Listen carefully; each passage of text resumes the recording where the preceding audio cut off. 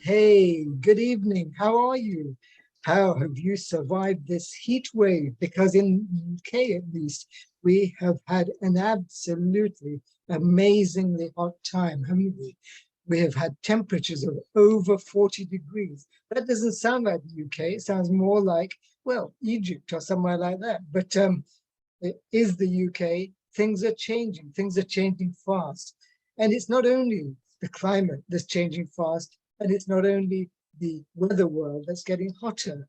Our world is hotter as well, isn't it? We have got so much happening in the world of innovation and exciting things to do with digital technology and so on. And that's what we're going to dip into today. My name's Darling. I'm very fortunate to be the chair of a couple of great groups in the BCS, the British Computer Society, which is, of course, the Chartered Institute for IT. And this is an event of the BCS Central London branch and North London branch. So we've got a great time ahead for you, especially if you work with startups. Are you in a startup yourself, or do you work in a large company and you do some liaison with startups or whatever? Or are you thinking of starting a startup? Well, all of these things are very real life situations in our world of innovation. And we are very fortunate today to have with us a great friend and colleague, Stav Pischits, who is the co-founder and the syndicate lead at CCL. What's CCL? Well, it's Cyber Club London. And he's also the co-founder and CEO at Cynance. This man just knows no limits. He's a passionate advocate of startups, cybersecurity startups in particular, and of supporting startups to achieve their goals. So let's set ourselves some targets, some objectives, Stav, to learn more about the benefits of working with startups. Please join me in welcoming Stav. Thank you so much, Darling, and guys, pleasure seeing you here. We have a very special event today. We have a couple of very, very talented friends from different industries, from different sectors. And let's just start by presenting our panelists for today. We have John Salomon from FS-ISAC. We have Victor Murineanu from Chelsea Football Club.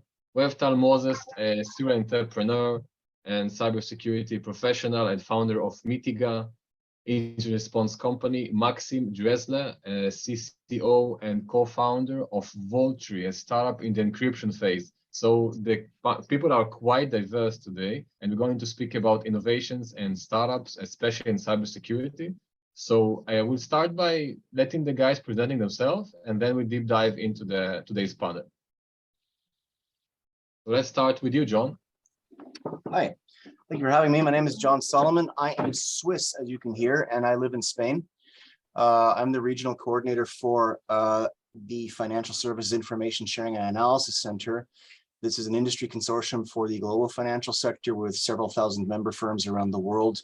It's a little bit different an approach from our perspective to the startup ecosystem. So I'm personally involved with Stav and our gang, which has brought us to this webinar, this panel. But in terms of my professional activities during the day, it's very interesting because we are all about risk management and collective defense. And, you know, both in my previous role in the InfoSec leadership team of a large Swiss bank, as well as in this one, it's not only a mentoring opportunity for me in terms of it being the right thing to do for startups, but also a great way to connect financial services firms and other potential customers with organizations that can help them enhance their risk profile and you know, get ahead of the curve in terms of their technology capabilities and resources. So happy to be here. Thank you very much, and look forward to it. Thank you so much, John. And next is Victor. Hi, everyone. My name is Victor Murineanu. I run information security at Chelsea Football Club, and I recently started with head of IT as well. So my interest now, it goes a bit beyond cybersecurity, but it's very exciting.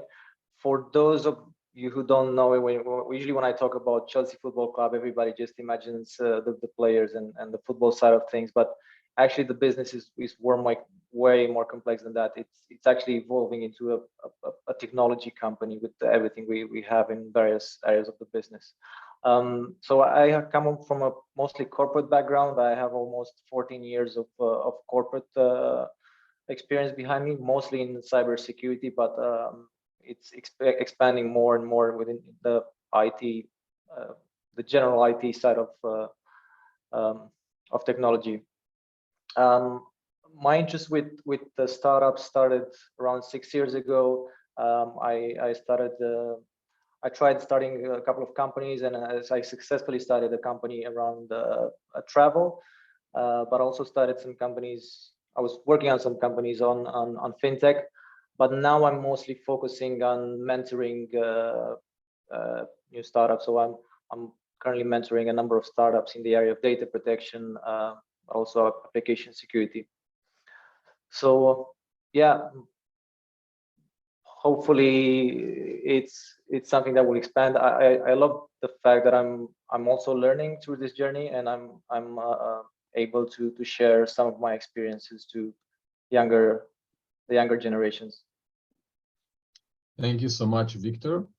Tal.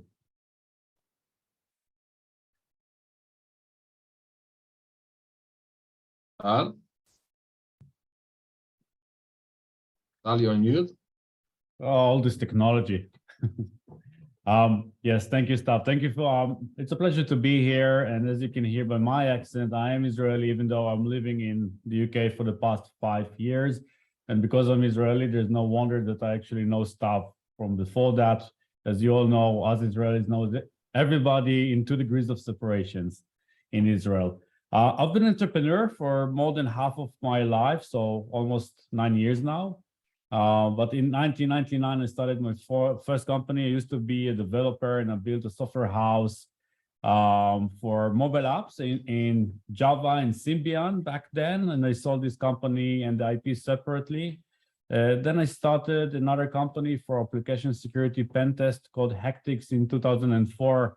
That was later on acquired by EY America. And I had another cybersecurity company called Seeker Security that was later on acquired by Synopsis. I was a partner in Ernst & Young Americas for 5.5 years, then a partner in EY UK for a couple of years. And about 2.5 years ago, I left EY to build Mitiga, the incident response company for the cloud. Thank you, Tal. Last but not least, Maxim. Hey guys, thanks for having me here. Maxim Dressler. I'm co-founder and chief commercial officer of Vaultree. I am originally German, Spanish, lived half my life abroad, Brazil, Germany, Ireland, and soon the US. My background is tech, business development, 5 years fintech, and now since 2.5 years Vaultree. Very exciting journey. We are still getting to the market, building a very interesting and groundbreaking product actually in the field of cybersecurity, which allows companies to work with fully encrypted data at close to plain text. And with this one, we are launching the product in a couple of months. So I was mostly in startups, corporates, my life, and then decided actually to enter the space of building my own startups with a couple of my partners, but I will tell a little bit more about that down the line when it comes to specific questions. But thanks again, staff and gang, for the invite, and great to be here with you. Thank you so much, Maxim.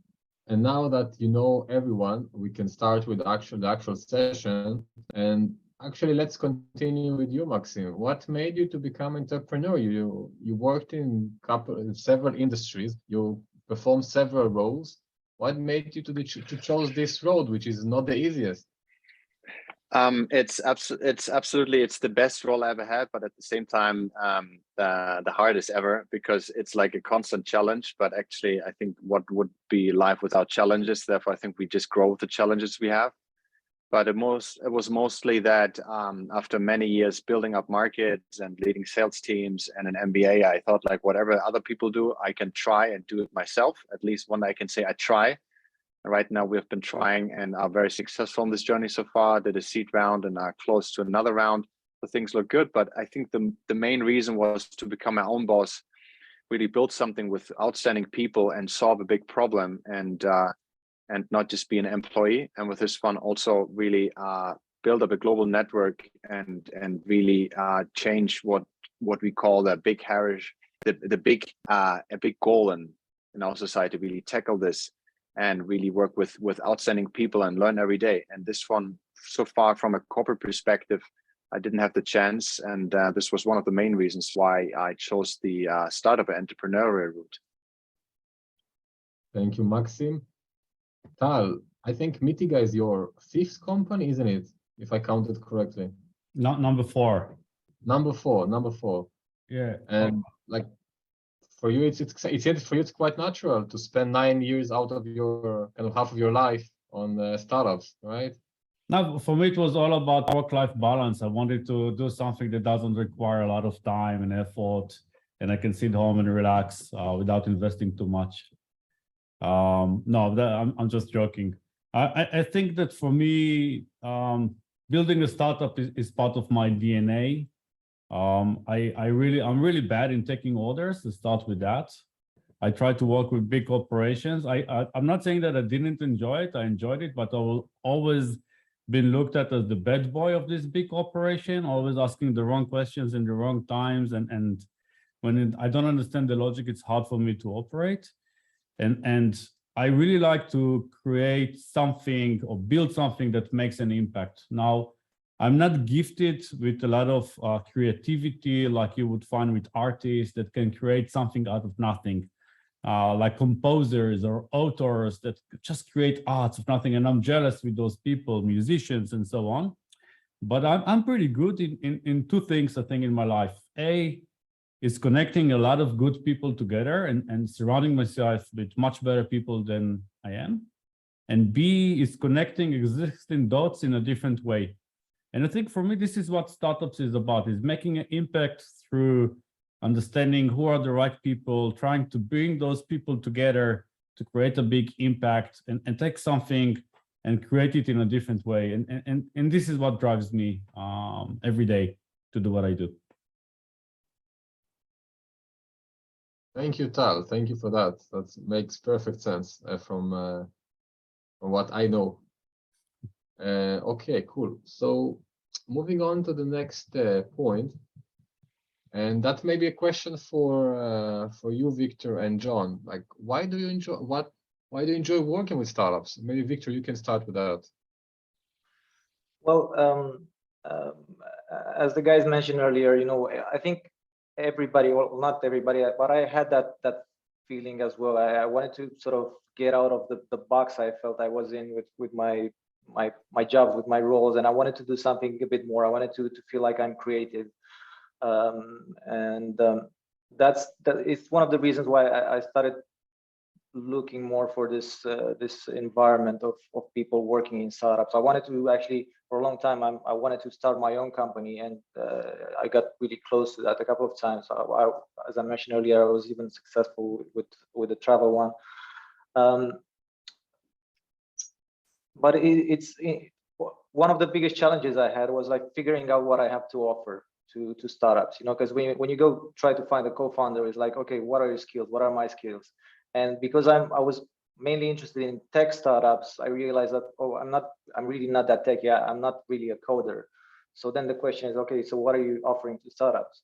And for a really, really long time, I tried to figure this out. And lately, one thing that I figured out is that I'm a very structured person coming from an information security background.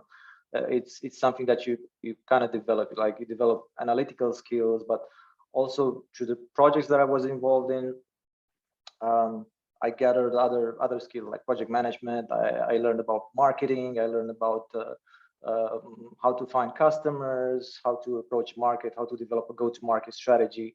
And when I realized that I have something to offer to startups. So I started offering to be a mentor, and then I started getting in touch with people, and it's really nice because you kind of develop your network at the same time, and you learn about new technologies, you learn about innovative approaches to solving problems. and you kind of develop while helping others develop at the same time. So Victor's point about not being able to program really it hurts, because it's so true with me as well. I couldn't code my way out of a wet paper bag, and every single startup I've ever come near in terms of getting involved in it has failed miserably or not even gotten off the ground. And now I'm too old and too scared to really start one myself. The thing is, when I started in IT, it was a side thing, because I started this in the late 90s, when you could basically get an IT job if you could spell IT, and I've gotten fairly successful in this career to a large degree, not only through a lot of hard work and determination and luck as well, but also through others mentoring and helping out and supporting, and being able to pick up information from other people. And I think those of us who have been able to make a career out of this for some reason have kind of an ethical obligation to give back a bit. Now, in terms of rational reasons for supporting new startups, many of you are familiar with the old phrase, nobody ever got fired for buying, IBM, HP, McKinsey, whatever, right? This is the cheap, easy, a conservative option for a lot of large organizations. And it's been a constant source of frustration for me when dealing with either large customers or members or employers. And the truth is that a huge amount of innovation nowadays comes from the laboratories that are the startup ecosystem. It used to be much more the case that large conglomerates would fund R&D for the sake of funding R&D because something cool would come out of it. Since the guys with the MBAs, sorry, got one too, it's my fault, and the consultants and the accountants have largely taken over these organizations, this is far less the case. There's far less kind of science for the sake of doing science, and occasionally something commercially viable comes out of it. So it is definitely beneficial, not only for industry, but also for society at large that this industry works in, to be able to support this development of these new technologies in an early stage, because frankly, a lot of large companies, they will not buy something that's not mature and proven brand name yet. So it is up to those of us, I think, who have the experience and the network and the context to work with these kind of new companies. It's fun. And beyond that, it is enjoyable. There's a lot of enthusiasm. There's a lot of, you're basically very often talking to sponges who don't have the cynicism, who don't have the experience, who don't have maybe the context of what the industry looks like. And it's really, really cool to be able to talk to people who are open to not only focus on the technological aspects of what they do, but who really are willing to benefit from experience and grow, because they want their babies to be successful the same way that we want to, see them be successful and see them thrive in terms of their customer acquisition and their strategic development. So there's a whole lot of aspects, I think, that range from the personal to the industry to the ethical or moral or whatever you want to call it. But frankly, I think it's one of the most gratifying and also easy ways to give back and help the next generation. God, that sounds like I'm old. Help the next generation thrive and grow. Through people who are really open and willing to learn and listen.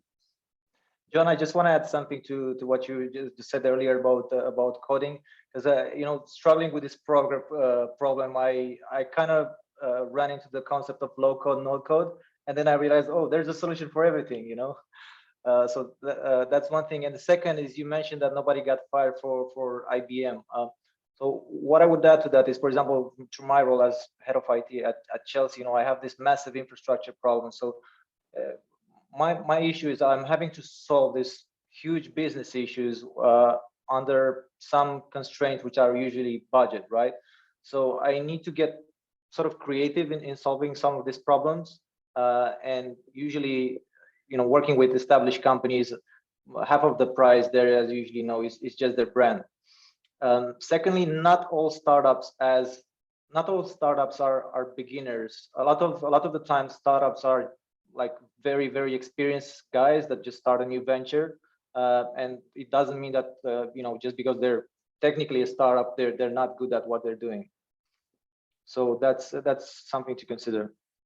That's a very good point. I think a lot of organizations, they still haven't done the calculus of something that even if the founders are very experienced, and I think this is one of the reasons why a lot of startups spend so much time on presenting the founding team as well. A lot of, especially the very, very large traditional blue chip Fortune 500 companies haven't done that math on even if the people are very good, the solution is fairly new, why it actually makes sense for them to acquire that. So, but it's a very good point that you make. And, and as far as I'm concerned, the no code thing is great because, I mean, in a lot of cases heretofore, it's always just been the case of, well, if I can't code, I'll just hire somebody else to do it. Yeah. I would like to echo on something that you mentioned earlier, John, and maybe to refer here a question to Tal.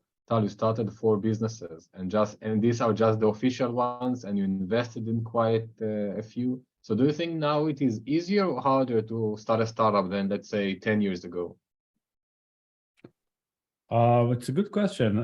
I think it's easier for me. I'm not sure if it's easier in general. I think it is easier than it used to be because of the ecosystem. So customers are more used to work with startups. I think a lot of it is about expectation settings, right? So when you're a startup, you're not trying to sell a fully baked product that will solve all the problems. And someone which is buying from an early stage startup, we're talking about seed, A-round startups, their expectations are to have some creative solution to a big or a niche problem that will probably not work smoothly.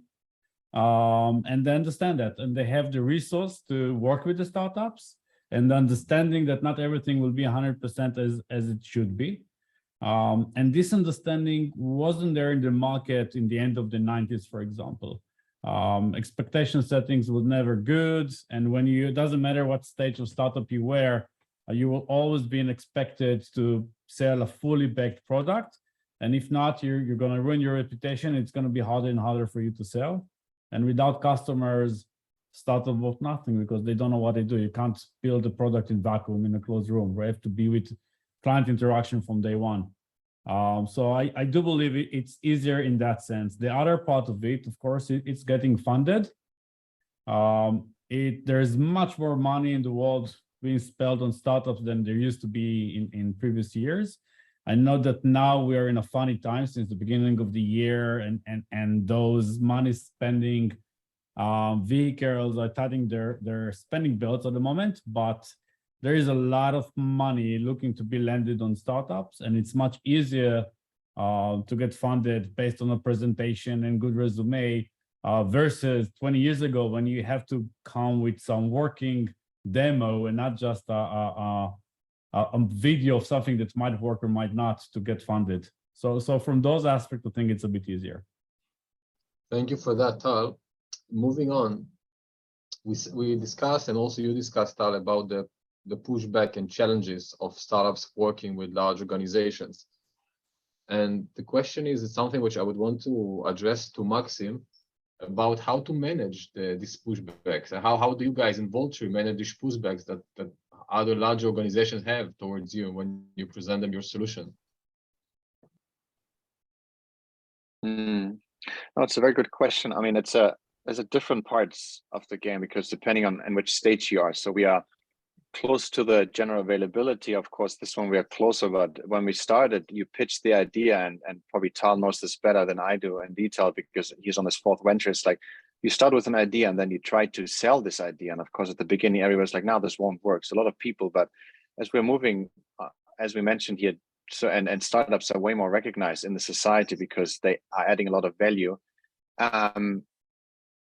Companies are more open to listen to startups when they have an innovative idea, and also you speak to the right person. We get a lot of rejections if you don't speak to the right persona, the right key decision maker, when they don't really understand what you try to solve, because in the first place, you're not selling a solution, you're selling a problem. And of course, you're solving a problem for them. So it's like, what's in for them? So it's like, how do you message this one? But also, some companies have a more open culture when it comes to working and or looking at startups. When it's more traditional sector, in former times, they would close the door right away. Nowadays, startups are actually on the upscale of innovation. So a lot of companies the big ones are not really innovative. Therefore, they need to look at startups in order to advance on the technology horizon, for example. And therefore, in general, I think it depends on the organization. But when it comes to the pushbacks from clients, I think as a startup, you're used to the no's and you have to go for the yeses, because there will a lot of people, or the majority will always say, no, I don't believe in you. No, you won't get the funding. No, this won't work. No, forget it. Get a normal job. Don't go down that route, because there's a lot of risk. But of course, the upside. But of course, you can't bet on the upside, because if you do a startup, you can't diversify the portfolio like an investment manager when you have 10 startups at the same time, or 10 investments. Yeah, you have one bet, and you try to make that work. And therefore, you learn to deal with this frustration, with the hitbacks which you get from all the prospects and customers that you speak with. But what we found out so far is that when you speak to the right persona in the right moment, you might not have the budget, but he will have it down the line. If he gets the memo about what you're solving for him, he's open and able to try this out and potentially even buy and pay for it in the future. And of course, you have to build that funnel, of course, and to go this year. This is what we learned. So of course, iteration, and what you need as a startup entrepreneur, of course, is persistence, and keep on knocking on doors, because this is the only way, because you have the no's already. So try to go for the yeses. Thank you, Maxim. Victor, did you want to add something? Yeah, so I think it depends a lot on the startup company. In general, if I see a startup that is more focused on IT services such as cybersecurity or other type of consultancy, I tend to focus on what is their social proof. And like, tell me what kind of projects, what kind of companies have you been working with, or at least show me that you have a very, very strong team behind you, right? Otherwise, if it's a product, it depends. It depends on whether or not they are solving a problem that I'm already aware that I have, or a problem that I don't even know that I have. So then they need to make me aware of that of that problem, right? And sometimes another thing that I see, because you mentioned earlier that a lot of startups are trying to dedicate time in their presentations to presenting their team. One thing to pay attention to there is that a lot of the times that may be misleading. Somebody told me that there's some new startups now that they're adding all of their cousins to the first presentation page, making sure that they pump their titles and their CV. So you see everybody's like CEO of the company or COO, etc., and the company just has 3 people, right? So I guess you need some sort of experience to weed out the real ones from the fake ones. But a lot of the time it's just you need to be persistent. I recently had somebody call me, and they actually emailed me 7 times until I decided to reply. And it's like, okay, fine, let's have half an hour. Let me show me what you have. Unfortunately, they didn't really have a presentation. They didn't research my company when we had a chat. They just said, yeah, we can do everything. It's like, okay, that doesn't really help me, So I usually, if I'm in a good mood, I try to give them feedback and tell them like, look, if you're gonna contact a company of this size, at least do some research, see what kind of things they do, and what is the actual offering that can fit to their needs. But I think usually one thing that seems to help startups, and I'm seeing this more and more, a lot of startups are starting to do some pro bono work just to win over logos to their portfolio. So if you manage to get some proof of concept done with some big companies, then it's probably going to be way easier for you to win work or win funding further down the line. Thank you, Victor. And then I will continue with you for the next one. Now, if you put your CISO hat on, what will be some of the benefits as a client that you see from working with startups, with early stage ventures? Well, for me, it's usually being, as I mentioned earlier, is being able to solve problems within my constraints, usually budget, but usually finding more innovative ways of solving problems. You know, there's that balance between what do you want to do? You want to improve something, or you want to completely innovate and just eliminate that problem completely out of your list of problems. And many times startups will also cut down prices. We're performing a perfectly good job or selling you a perfectly good service. Again, it doesn't mean that if they're a startup, the quality will be an issue. So it's kind of a thing that probably comes with experience. So once you learn what you want and you're careful about how you manage that experience, that relationship from a risk point of view, I think in the end it can be a win-win for everyone. You know, they get work and you get value for money. Thank you, Victor. John, you served in quite a few very senior roles in the financial sectors and others as well. What were some of the benefits that you saw from working with startups?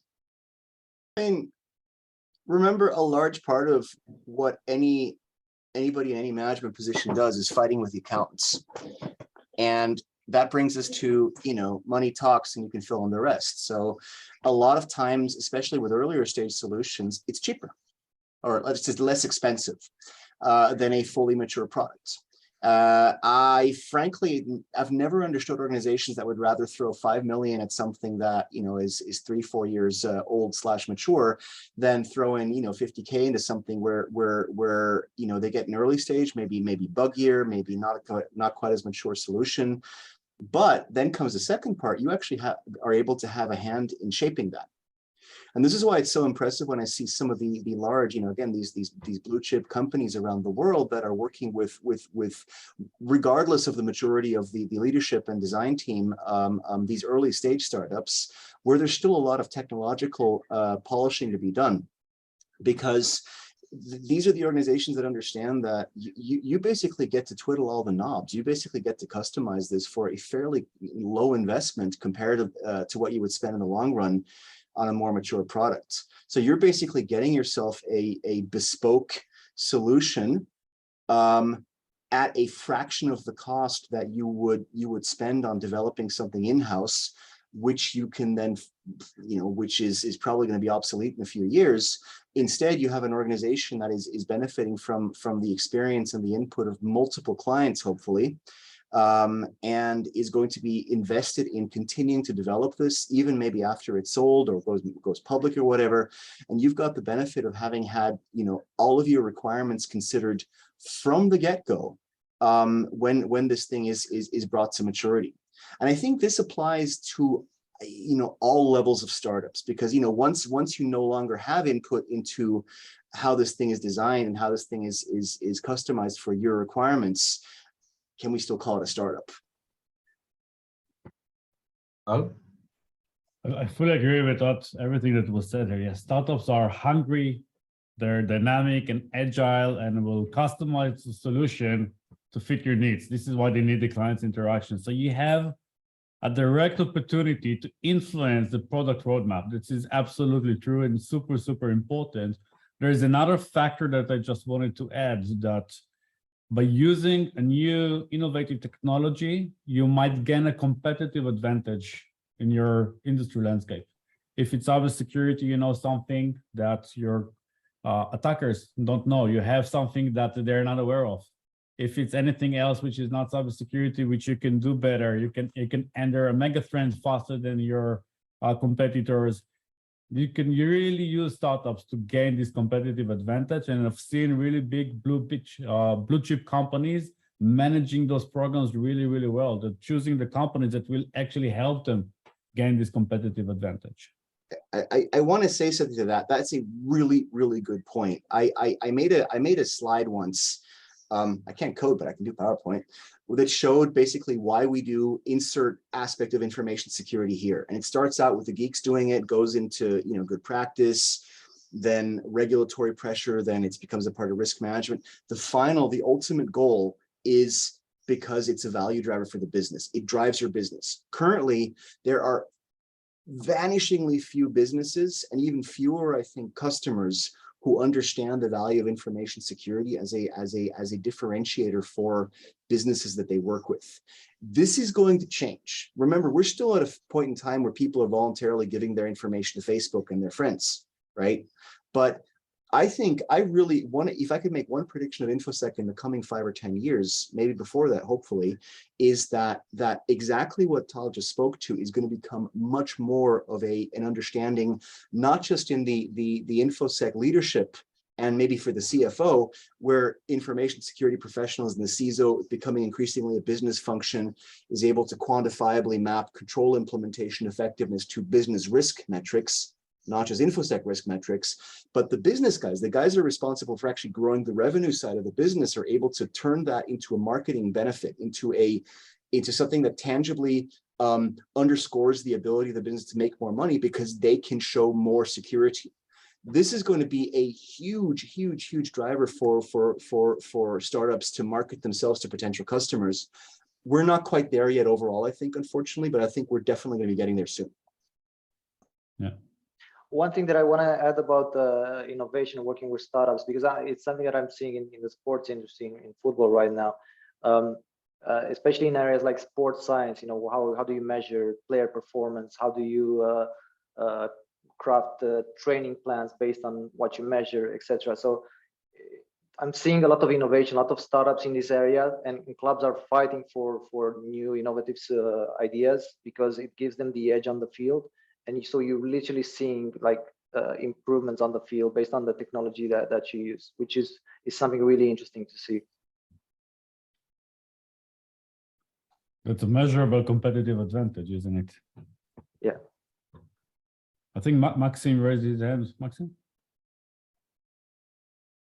Yeah, one comment to what is just mentioned here regarding the impact of InfoSec here on businesses. So what we found out here, speaking about Vaultree, for example, is that even if we sell data protection and encryption down, we found out that one of the biggest points that we were able to create in big organizations, and we're speaking about big telcos, banks, is you're able to give them trust. And down the line, even I think Gartner was there a couple of months ago that it came out is that big corporations down the line are able to monetize on privacy. So they themselves is creating trust, because right now we live in a data economy. It's like, what does it mean? It's like, it's new oil, but actually that all that has to be protected so you can create trust, stickiness with the market. It's actually, you give them the benefits already, cutting costs on the solution instead of introducing any kind of complex solution which is already in the market. But as a startup, I think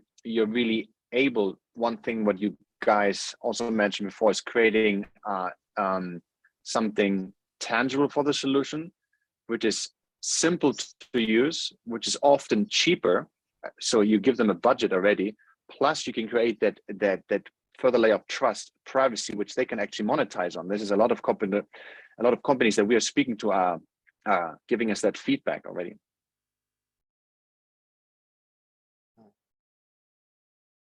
Maxim, a question for you. You are active in an area in which you are quite innovative, even very innovative. How come you don't see companies like, the Microsoft of this world or Oracle or others developing similar solutions? Like, how come there is still place for young startups developing such technologies? Sorry.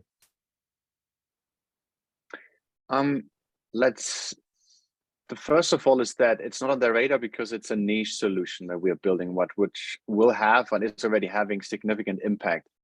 The big corporations, if they have a horse which is running fast, they won't change it to a new one which is slower in order to bet on this one. So they're selling their current solution so they don't have to change the status quo. Startups, and I think in general, is sort of the first movers which bet on something new, which seeing that opportunity, which the big ones actually wouldn't bet on because they already have a constant and good money machine.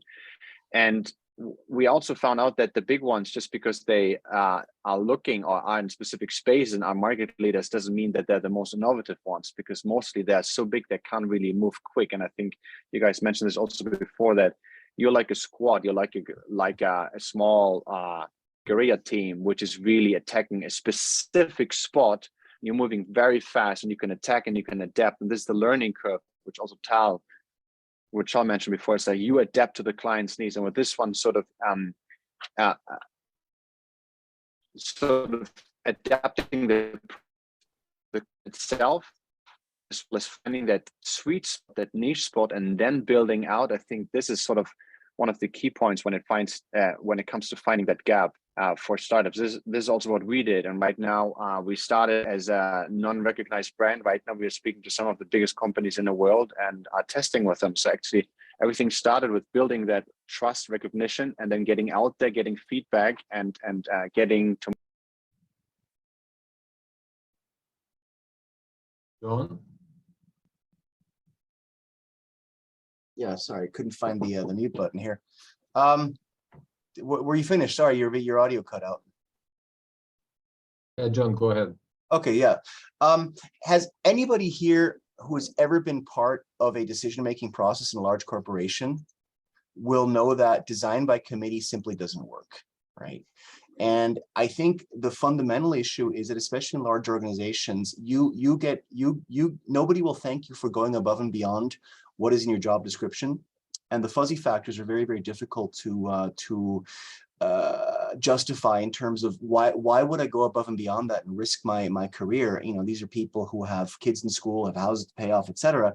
So they're not going to make a brave decision. Again, this kind of goes back to my original lament about large organizations decreasingly invest in R&D and innovation for the sake of itself. So, you know, if there's any senior management, CEOs, etc. on this call, here's a call to action for you.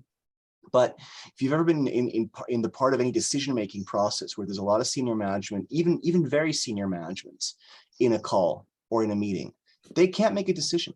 They can't decide on features. People will then raise issues, you know, because it makes them feel good or it makes them look better. It raises their own professional profile. They'll object to something.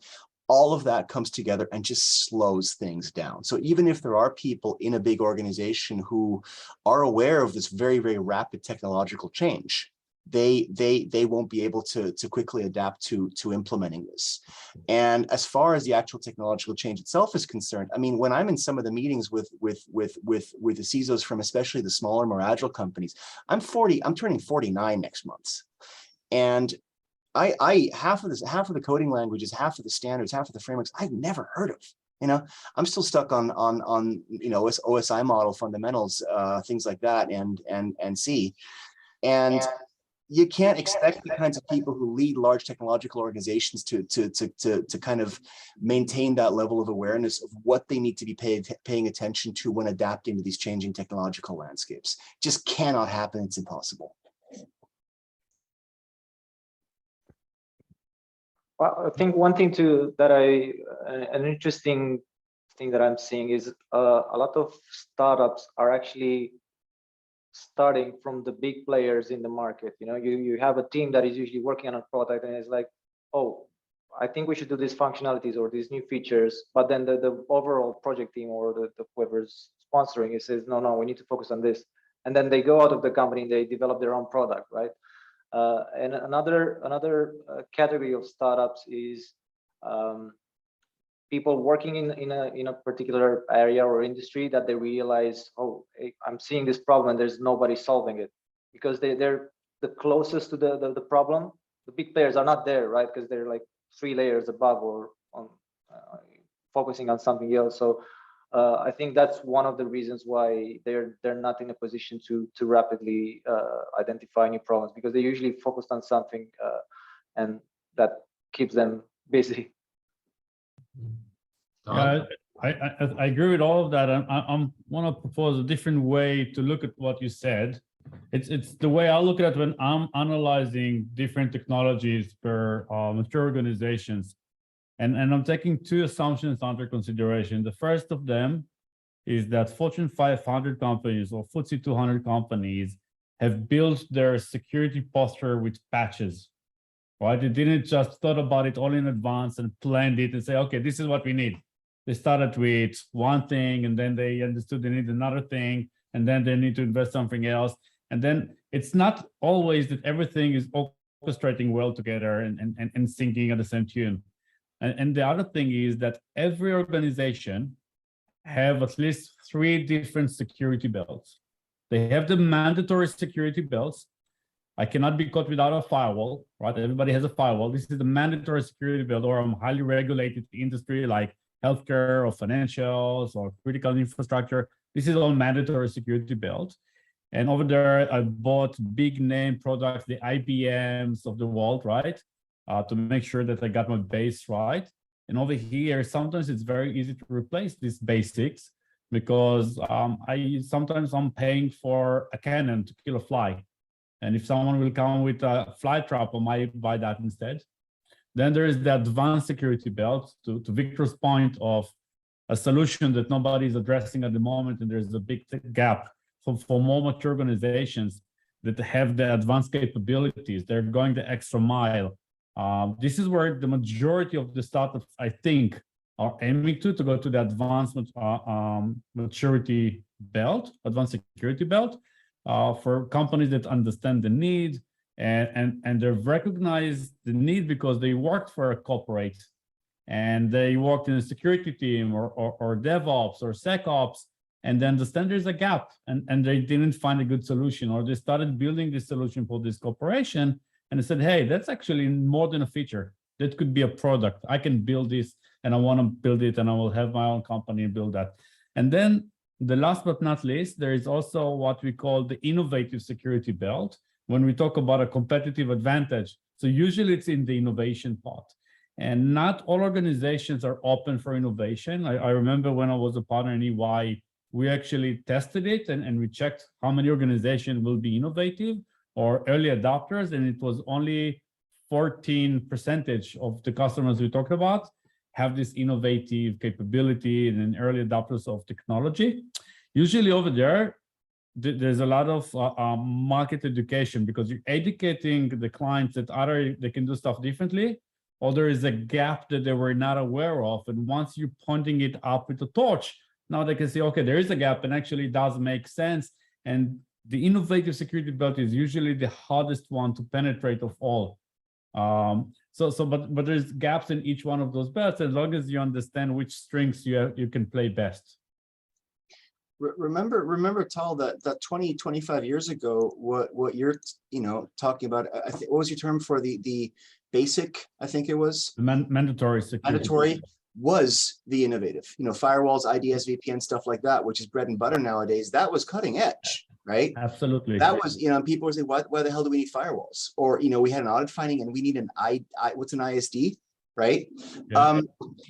And I think what happens, and this is also speaks to Victor's point about the startups that are spun off from large organizations, and also those large organizations that are creative enough to innovate and to bring in innovative new solutions. I think these are the organizations that understand these limitations that I've been speaking to about, the culture, the structure of large companies and hierarchy, limiting the adoption or creation of innovative solutions. And I think what's happening in this situation is that these are the organizations that are aware of these limitations, and they basically say to their staff, sometimes the staff on their own, they go off and spin off, but sometimes you'll actually see the corporate structure saying, look, we're not capable of doing this ourselves, right? Like we're just gonna, like an amoeba reproducing asexually, we're just gonna send a blob off, you guys go do your innovative stuff and handle it that way. The same way that very often in these large firms, the people or the organizations that are actually working with innovative technological solutions from startups are not quite part of the standard operational hierarchy, but they're somehow an innovation group. There's a couple of people in there, whether it's informal or formal, they're tasked with dealing with this stuff and figuring out how to apply it. So I think this is kind of maybe the new form, the new standard for how large companies deal with technological innovation.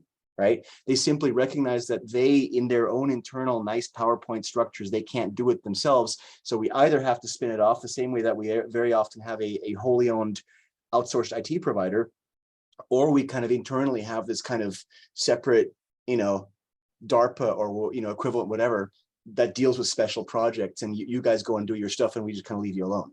I fully agree. And I think now more than ever with the new economic landscape around the world, when budgets are being cut off a bit, and nobody's hiring new people. There is more demand for more technologies and innovation and automation and building stuff in scale more than ever. So at least for the security market, this economy landscape now is a huge opportunity. Remember, that takes courage as well. It takes a lot of leadership courage. And I think that's the main challenge right now, because that's a quantity that's lacking in a lot of leadership environments. Because it really takes the willingness to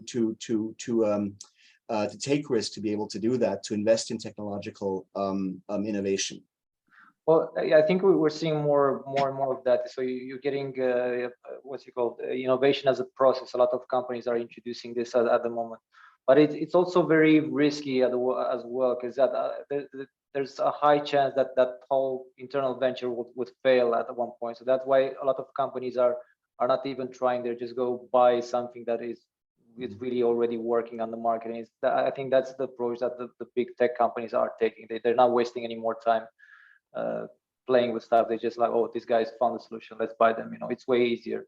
And at the same time, I think it's actually riskier if you don't do that, because I've seen situations where companies don't buy a startup that looks successful and they say, oh, we're just going to copy that. And then you're doing two things. You risk that your internal venture is going to fail, and you risk that guy is going to become bigger than you are. And I think a couple of companies, like some of the big tech guys, were in that position, and when they tried to sell and nobody wanted to buy them, and then they actually grew bigger than the guys that were supposed to buy them. Remember that there's a difference between objective risk and subjective risk. What you're just saying is one of these, you know that, and I know that, and all the smart people know that things, but if you're dealing with internal politics and somebody trying to look good to the CEO, it's not going to come across that. One thing that occurred to me just also is one of the major drivers, how come startups are able to find gaps? Somebody before, I forget who it was, spoke to the sheer volume of stuff going on. And I think what we're seeing right now is finally, thankfully, an absolutely unprecedented level of regulatory change coming around, where the regulators finally, and I love strong binding cybersecurity regulation. You'll rarely hear this from anybody in the financial sector, right? But it is good. And I am a regular preacher of the fact that this is a huge driver behind why we get paid. Yeah, because no bank, no pharma company, no airline on its own is going to invest in InfoSec because it's the right thing to do. We know this. We're the subject matter experts. We're the professionals. We know exactly why we ought to do this. But the CFO, it's a cost. This stuff is expensive. However, now you've got every single regulator and their dog. For example, DORA and NIS2, MASTRM, New York State DFS regulations for the US, coming up with these incredibly strict financial services regulations and other industries, right? And a lot of these large organizations are freaking out, and they're just basically going out and buying stuff. It doesn't mean they're buying the right stuff, yeah? However, just purely cynically speaking, this creates a huge volume of commercial opportunities for the startup space. I want to make another prediction on that space, that another huge driver besides regulation, and I fully agree with what you said, will be the insurance market. You will not get insured if you won't have the right controls and be able to show it. Well, this is how actually health and safety industry evolved because of insurance. Nobody cared about it before insurance started up, and then when insurance started to have to pay for things, that's when they started to enforce their policies when people wanted to buy insurance.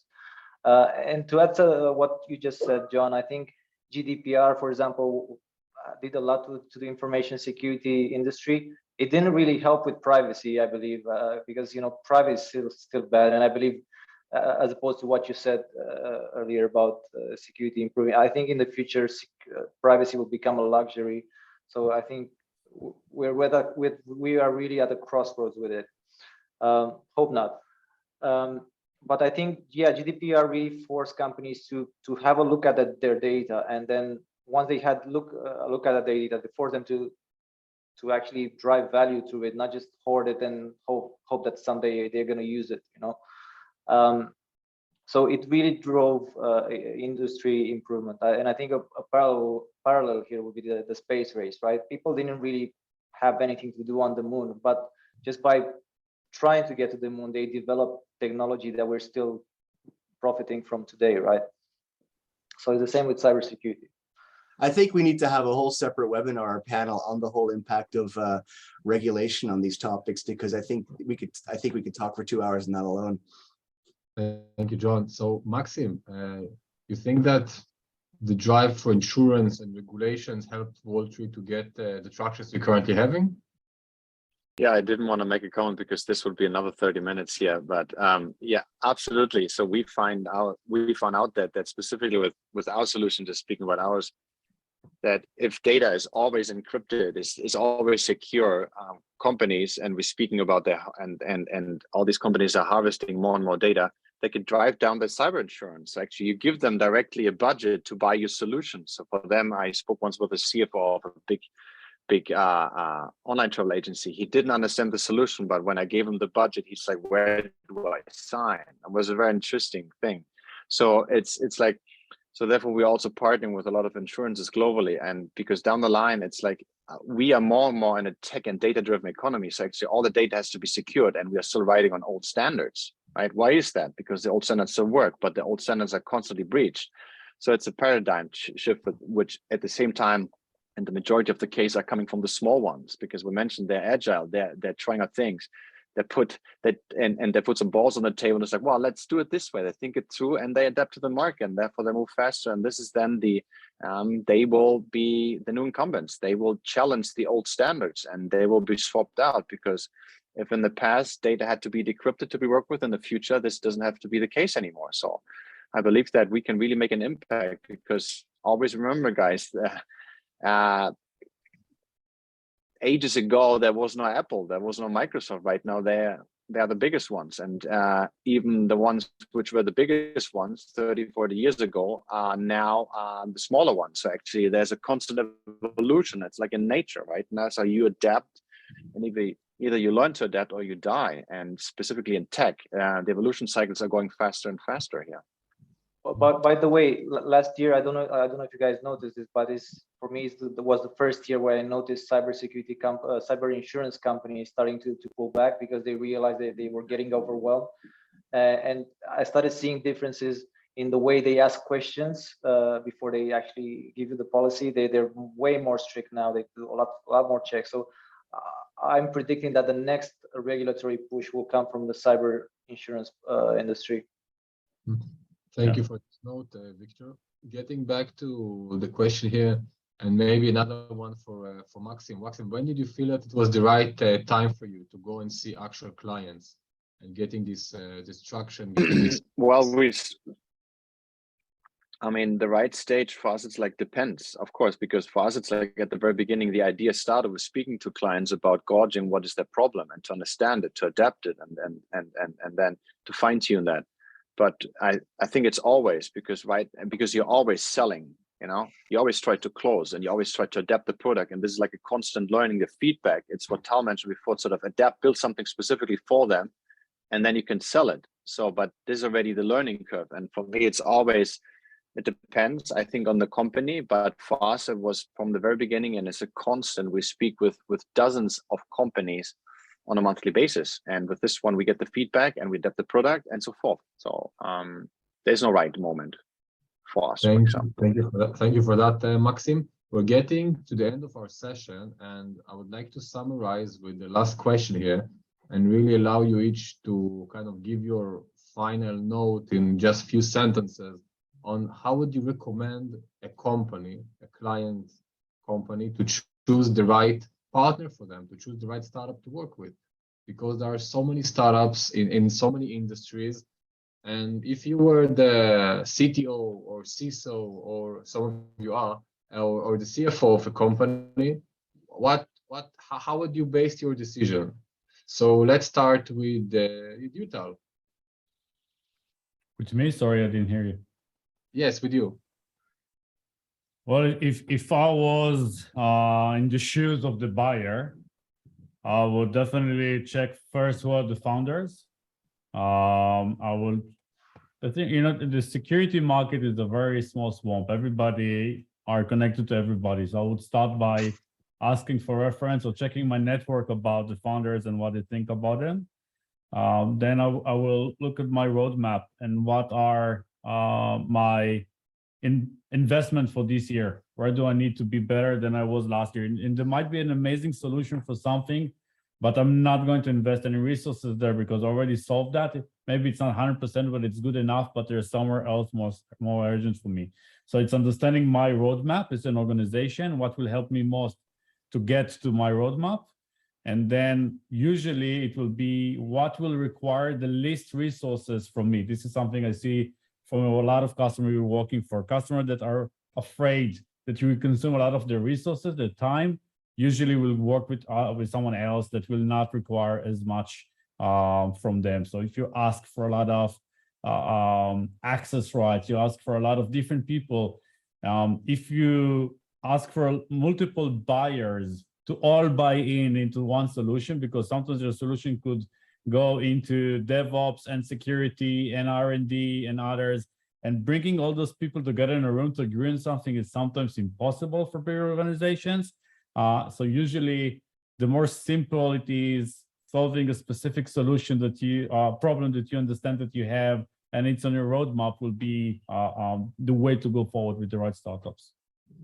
Thank you, Tal. And Victor, how do you choose startups in Chelsea? Well, it depends on the business need. I mean, usually because I'm running so many projects at the same time, when I see a product, I need to immediately click with it and say, okay, that's solving a problem. If I don't get this immediately click, I rarely have the time to look at it in more depth. So this is the first stage. Then, as Tal mentioned, you need to get an idea of how serious they are, how passionate are they about solving that kind of problem, and whether or not they have any relevant references that I can use to make a decision. And then, yeah, it depends a lot on how much involvement they're willing to put in and how much involvement they need from my team, because obviously everybody's busy with a lot of other projects. So the less we need to put in, the better. And also, like, one thing that it became kind of a rule for me, I always ask for a customer success person from the team. So I want to know that there's somebody dedicated to making sure that not only the product works well, but it's adopted successfully across the entire user base that I'm targeting. Thank you. John? I would assume that you have a pretty good grasp on whether what the startup is offering meets your requirements, again, as part of your controls implementation. And then beyond that, beyond what's been said before, my main criterion would be, do the people that you're dealing with listen? Are they willing to work with you? Thank you, John. Last but not least, Maxim. How should companies choose the right startup to work with? Yeah, I think it's adaptability, first of all, to understand the business, really to think it through, but also be in the right momentum. Might be that is the perfect fit from a company base, but they don't have budget nor time right now. That's like, wow, let's speak in 6 months. For a startup, 6 months is light years ahead. For the company, it might be tomorrow. So, but also I think it's dedication. I think if you have somebody like a key person on the other side, which is really dearly interested and even doesn't have the perfect product, but is really interested, and you see engagement. So you have to have that champion on both sides. Then you have a sweet spot, which you can elaborate on. But of course, it depends on the organization, if they are open to try out something new and if they have the right people also and the resources. But if you make it smooth, simple, stickable, and you offer them something down the line which can really have an impact, then you have a good base to build upon. Yeah. Thank you so much, Maxim. And with that in mind, we want to thank you everyone for making the time and joining us today. And I would want to hand over back to Dalim. Well, I'm not sure we're done yet, Stav. This has been just fantastic. Once again, you pulled together a fantastic panel of international experts. So thank you to all of you. You've done really great as far as dealing with this stream of questions is concerned. This incessant seven questions from Stav. And I have got lots of little gems in mind. And I think we're going to keep passing these messages on to other people via the video that we've just made of this session. But what about our audience here?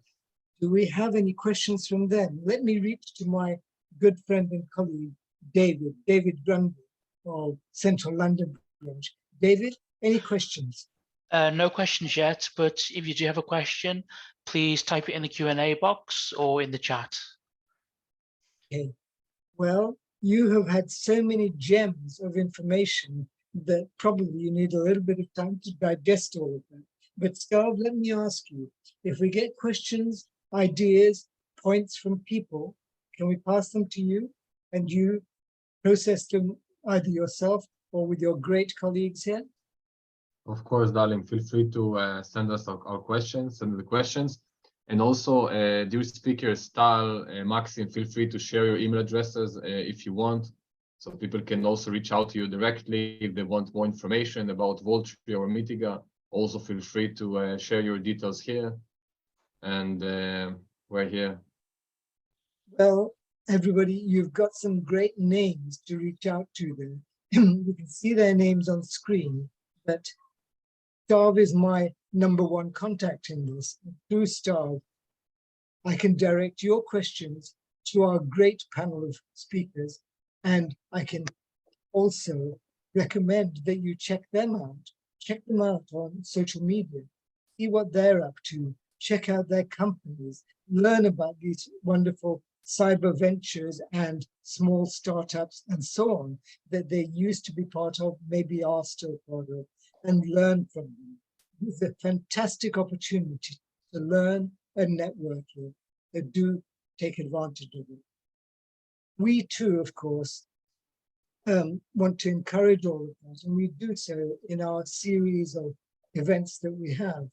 But I must put in a plug for the BCS because we've got a great melting pot of talent here. You're part of it, and you've seen our speakers are also part of this. And what we can do is, of course, help network people with each other to move our world forward.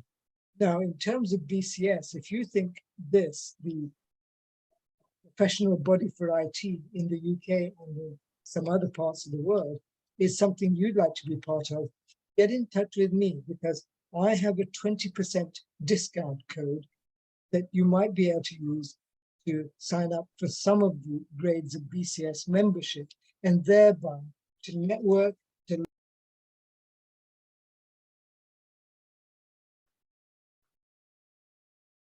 Darling, you are mute. Lost sound. Dalim, mute. We didn't hear you for the last 10 seconds. Dalim? It's still on mute. so now Hey, how did there I you get muted when I was trying to recommend people join the BCS? Must be a message there. I'll ignore that. But if you do want to join the BCS or learn more about this wonderful networking community, get in touch with me. Let's all help each other. And as for you guys, Victor, Maxim, John, Tal, and especially Stav, thank you very much for a great show this evening. We hope to keep on learning from you and with you. All the best. See you soon. Bye, guys. All the best. Thank you. And thank you so much, Dalim, for having us today. And thank you, David. Thanks for organizing. Thank you. Bye. Thanks, Alan. Bye, guys. Thank you. Bye. Bye-bye.